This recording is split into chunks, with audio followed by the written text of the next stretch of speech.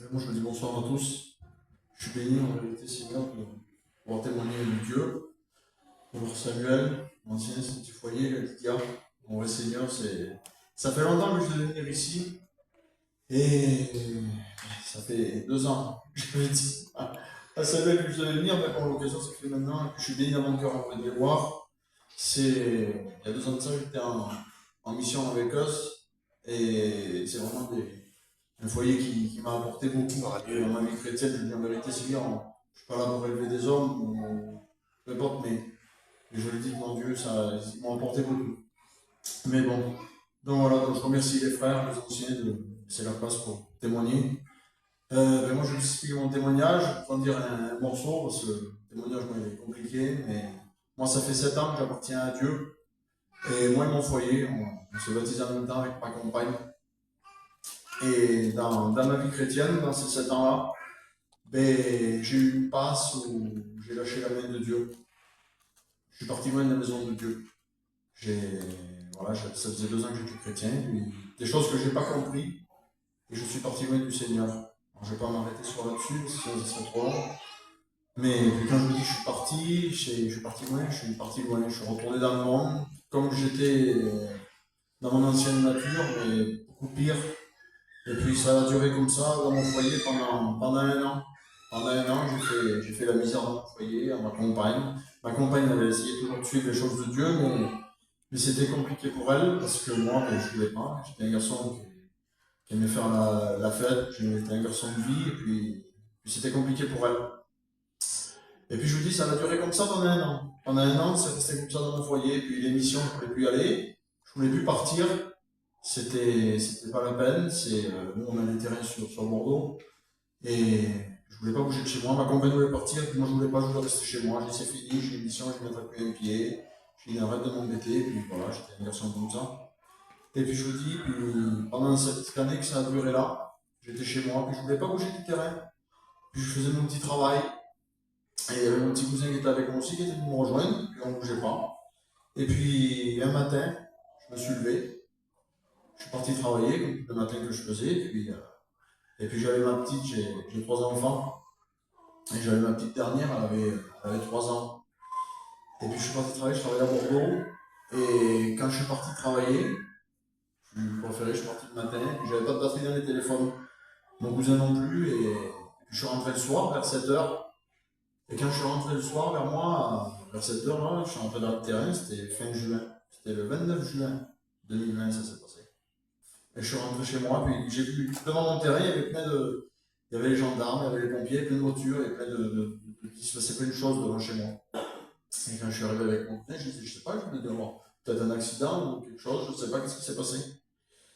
Et devant chez moi, si vous préférez, j'avais un grand portail. Un portail de 7 mètres, c'est un portail qui faisait 300-400 kilos à peu près. Parce on faisait des fêtes foraines, il nous fallait des grosses entrées pour entrer les camions. Et ce portail-là, je le vois par terre. Ah, j'ai dit quelque chose, et quand je suis sorti du camion de travail, il y a les fils sont venus, puis ils me disent, monsieur, vous êtes le propriétaire? Je dis oui. Et il me dit, monsieur, il me dit, c'est votre petite fille. Je dis, comment, monsieur, ma petite fille? Il me dit, le portail a écrasé violemment. Il dit, elle l'a pris, puis elle était en dessous. Et puis le portail il est tombé, et je vous explique comment ça s'est passé, vous dites, c'est pas possible. Ma femme, elle a pris, je n'étais pas dans le terrain. Et juste le temps de jeter une poubelle. Mais la poubelle, elle est, je sais pas, moi, de chez moi, de là, à la distance de Samuel à peu près. Elle est là. Le temps qu'elle jette la poubelle, le portail, la petite, elle a tiré le portail, et le portail il s'est défait de ses gonds, et il a pris ma petite et puis il a écrasé ma petite.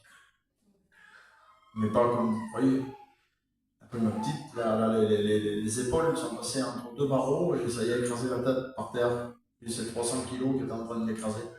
Elle faisait 14 kilos 500, elle avait 3 ans. Et puis ma petite, elle était dans un camion de pompiers, alors bien sûr, mais je ne savais pas quoi faire et puis je ne pouvais rien faire. Puis il y avait toute la misère que je trimballais sur moi, avec tout ce que je faisais, qui n'était pas la gloire de Dieu, puis je le dis à mon aujourd'hui, mais bon. Et donc, je ne pouvais rien faire. Puis j'étais dans un état, c'était même pas la peine. Puis je devenais fou, je dis c'est pas possible, je dis ma petite, elle était en train de mourir. Et puis je savais pas quoi faire, je dis je peux rien faire. On recoupe les cours et puis je suis parti m'emmener vite à l'hôpital. L'hélicoptère il est venu la chercher, ils sont partis. Vous imaginez maintenant l'impact qu'elle a eu, la gravité de la chose, le temps qu'elle parte de chez moi pour aller à l'hôpital, elle a fait, sur le compte rendu, je l'ai regardé, elle a fait 3 arrêts cardiaques. Tellement que c'était grave ce qu'elle avait eu. Elle a fait des hémorragies, elle a. C'est pour en mettre. Je dis Seigneur, c'est pas bon, mais je le dis pour que vous compreniez vraiment comment que ça s'est passé. Elle avait du sang qui sortait de la bouche, des oreilles, c'était. Ma petite, elle était morte. Et puis, je suis arrivé à l'hôpital, et puis j'avais un poids qui tombait sur moi. Puis vous savez, quand vous êtes loin de Dieu, je vous en vérité, Seigneur. Je ne sais pas s'il y a des rétrogrades ou pas dans cette période, peut-être qu'il n'y en a pas. Merci Seigneur s'il n'y en a pas.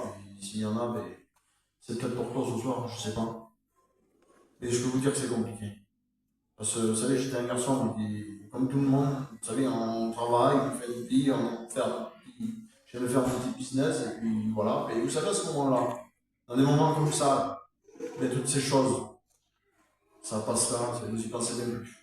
Et puis je pensais qu'à ma petite, alors quand je suis arrivé à cet hôpital, là, le professeur il m'a pris à part, ma compagne, je l'avais même pas vue, elle voulait plus me parler, elle voulait plus. Parce que pour elle, c'était à cause de moi qu'il est arrivé tout ça. Et puis le médecin m'a pris à part dans une pièce, il y avait toute ma famille dehors. Mais puis il m'a dit, monsieur Davec, il dit, votre fille, dit, c'est très très grave ce qu'elle a.